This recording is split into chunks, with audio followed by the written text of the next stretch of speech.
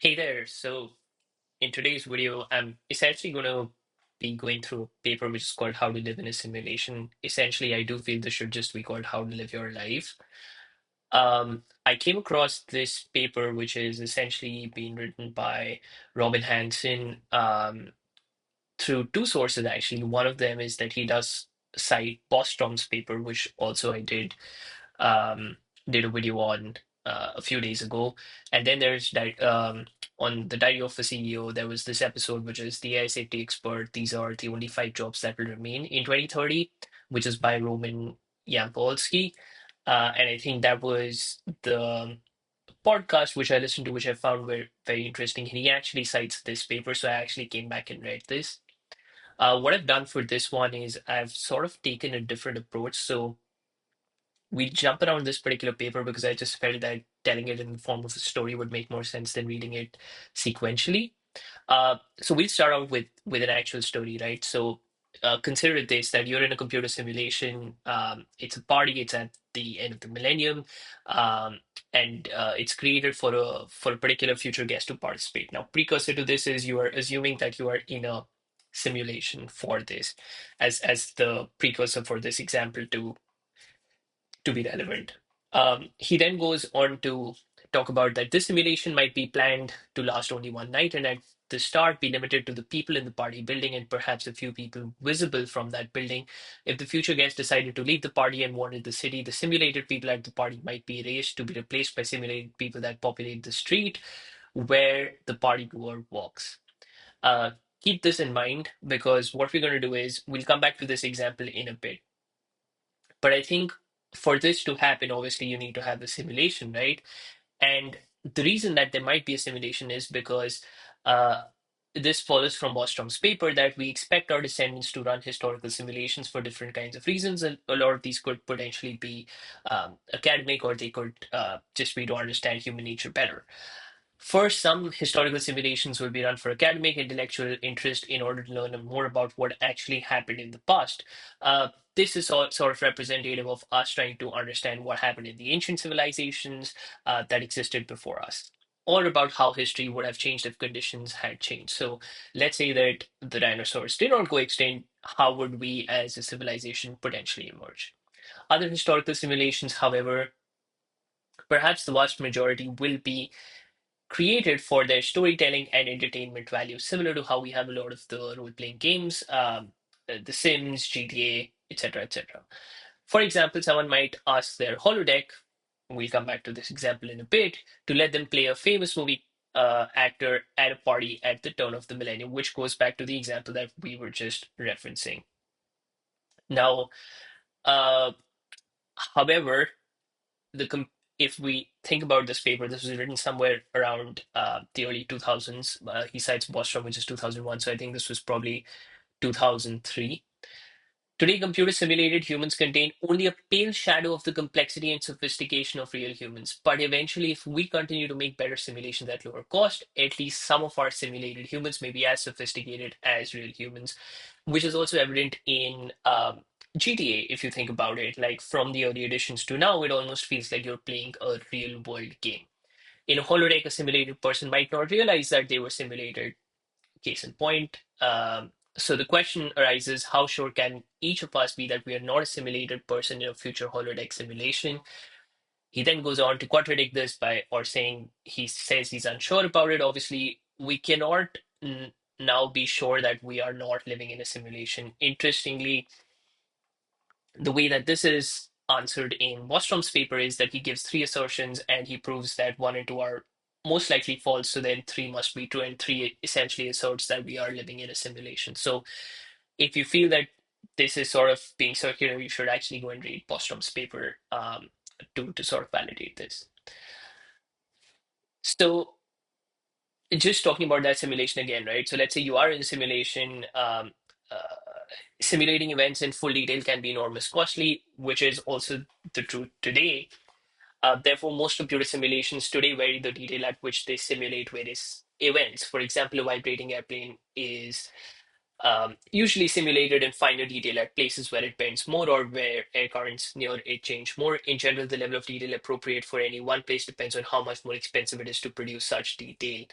Um, and then I think this essentially talks back to uh, it is harder to vary the simulation detail in role-playing simulations containing real people. These simulations tend to have some boundaries in space and time at which the simulation ends. I think the takeaway from all of these paragraphs that I've just read is that will all tie back to that particular example. So these simulations tend to have some boundaries. So if you think about that earlier example, the turn of the Millennium Party, what this is saying is that if that particular person who has simulated that universe leaves that building, um, then that particular space changes and that particular time changes. So if you are a simulated person at that party, then essentially you will be erased, because there is a finite time and space at which that particular simulation ends. Now, uh, going back to that example and now coming back to this example in more detail, if you knew that you were a simulated person in this party simulation, which is the New Year's party, and you wanted to live as long as possible, you might want to discourage anyone from leaving that party.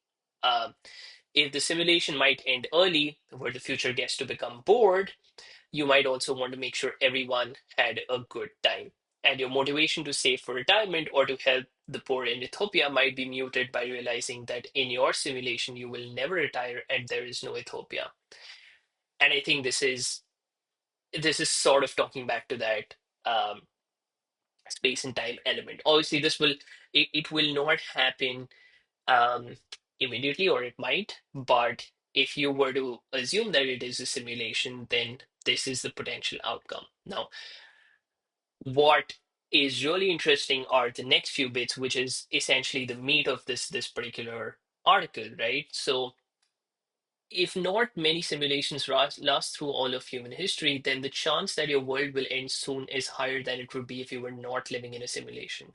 So, all else equal, you should care less about the future of yourself and of humanity and live more for today. And I think this is a great point, and this goes back to why I think this paper should be called How to Live Your Life, because essentially what he's saying is that you should uh, be you should be less concerned about what is happening around you and more focused on yourself. Um, and I think that is also something that a lot of, I don't know, performance coaches or motivational speakers or even the likes of modern day philosophers like Naval will actually propagate.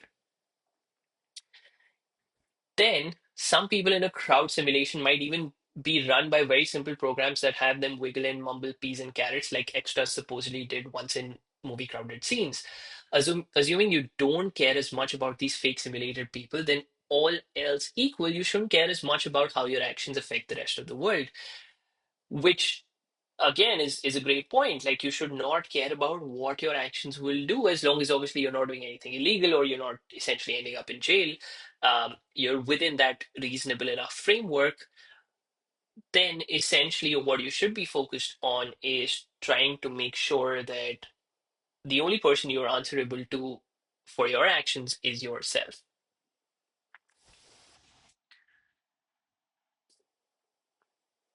If our descendants tend to be more interested in simulating pivotal people and events from their history, then you should raise your estimate of the chances that the events and people around you will be considered pivotal to your descendants. You should also try to encourage this to happen, as it will make the simulators less likely to drop you from the simulation or to end that simulation. If you can identify an especially interesting event around you, you might also try to prevent it from ending, as the simulation might end soon after that event does. So, let's say that you're in this particular simulation, you're working on building a multi billion dollar company. Once you actually build the multi billion dollar company and there is no actual chunk in the story left for you, then your simulation might end. So, always try to make sure that you are doing interesting enough things. So, a great example of this would be jumping from one thing to another. He's probably doing it for other reasons than him believing we are in a simulation, even though he does think we are in a simulation. But that's what keeps him interesting, because you actually don't know what his next move is going to be. So be unpredictable in your life. Uh, All the words are staged and the people merely players. Of course, what is regarded as entertaining does vary somewhat across time and cultures, and our distant descendants' tastes will likely vary from ours as well. So one should emphasize widely shared features of entertaining stories, be funny, outrageous, violent, sexy, strange, pathetic, in a word, dramatic. Imagine that you're on prime time at 9 p.m. on a TV show or on Netflix, and then you essentially want to be the character that everyone's rooting for, that everyone wants to watch, or you're that character who just does random things. And that essentially makes you a very interesting person. So being a martyr might even be a good thing for you if that makes your story so compelling that other descendants will also want to simulate you.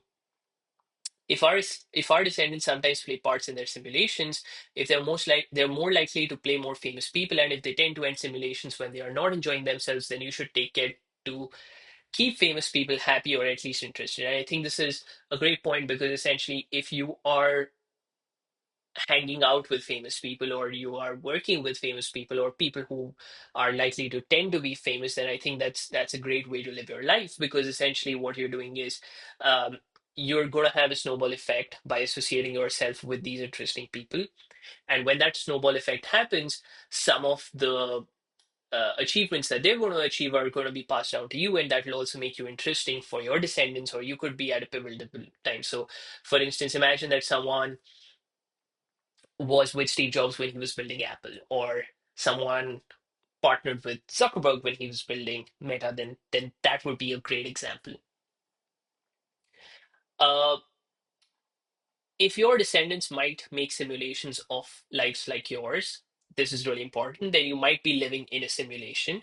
And while you probably cannot learn much detail about the specific reasons for and the nature of the simulation you live in, so basically you have no control over that, you can draw general conclusions by making analogies to the types and reasons of simulations today.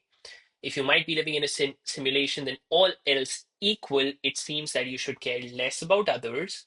Point one, live more for today, focus on today, make your world look likely to become eventually rich. So this is obviously in monetary terms as well as your uh, participation in pivotal events, which is expect to and try to participate in pivotal events, be entertaining and praiseworthy, and keep the famous people around you happy and interested in you. And I think that actually is just great advice, irrespective of whether we're living in a simulation or not, because what this is how you would actually want to live an ideal life. Maybe some people don't want to be famous, but then think about this, that if you just got one life, then why would you not want to hang out with famous people? Why would you not want to achieve everything that you could potentially achieve?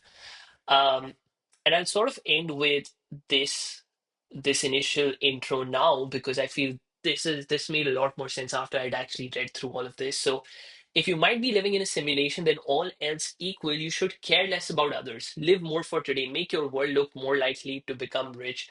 Expect to and try more to participate in pivotal events. Be more entertaining, praiseworthy, and keep the famous people around you happier and more interested in you. I know it's a repetition of the last paragraph and this, but I just feel it's so great. It's such great advice that anyone who's sort of reading this should just take this a bit, irrespective of again whether you believe you are living in a simulation or not. And with that, if you like this, please do like, share, subscribe. Really appreciate if you could subscribe as I'm trying to build this channel out. So until next time, thanks so much.